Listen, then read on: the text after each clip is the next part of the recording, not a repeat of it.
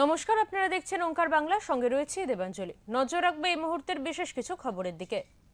Operation সিঁদুর প্রসঙ্গ উঠে এলো বিহারের নির্বাচনী প্রচারে। প্রধানমন্ত্রী নরেন্দ্র মোদী রবিবার বিহারের আড়াতে এক নির্বাচনী জনসভায় অপারেশন সিঁদুরের প্রসঙ্গ তুলে কংগ্রেস এবং পাকিস্তানকে একযোগে আক্রমণ করেন। মোদী বলেন, পাকিস্তানে বিস্ফোরণ ঘটেছে, কিন্তু কংগ্রেসের রাজ পরিবারের ঘুম হারাম হয়ে গেছে।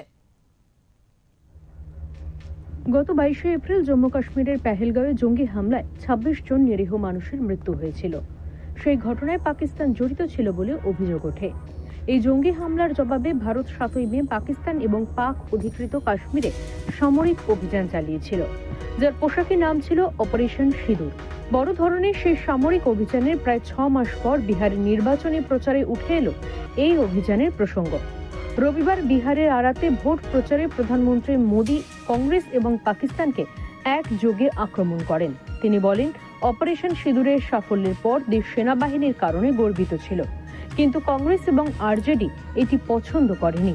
তার কথায়, পাকিস্তানে বিস্ফোরণ ঘটেছে, কিন্তু কংগ্রেসের রাজ পরিবারের ঘুম হারাম হয়েছে। পাকিস্তান এবং কংগ্রেসের কর্তা ব্যক্তিরা এখনো অপারেশন সিঁদুরের ধাক্কা কাটিয়ে উঠতে পারেনি। ऑपरेशन सिंदूर हुआ,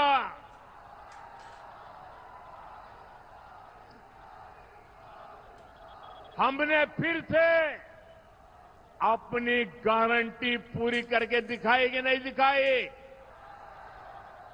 हमारी सेना ने जो कमाल किया उस पर आपको गर्व है कि नहीं है? ऑपरेशन सिंदूर से आपका माथा ऊंचा हुआ कि नहीं? ऑपरेशन सिंदूर से आपका सीना चौड़ा हुआ कि नहीं?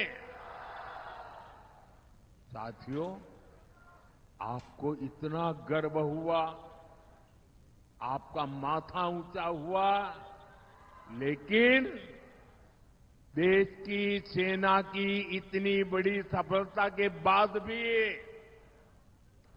कांग्रेस आरजेडी को ये बिल्कुल पसंद नहीं आया। अरे साथियों, हालत तो देखो। धमाके पाकिस्तान में हो रहे थे,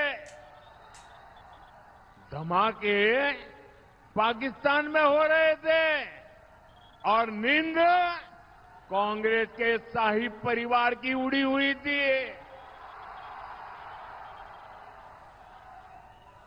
आज तक पाकिस्तान और कांग्रेस के नामदार दोनों ही ऑपरेशन सिंदूर के सदमे से बाहर नहीं निकल पाए।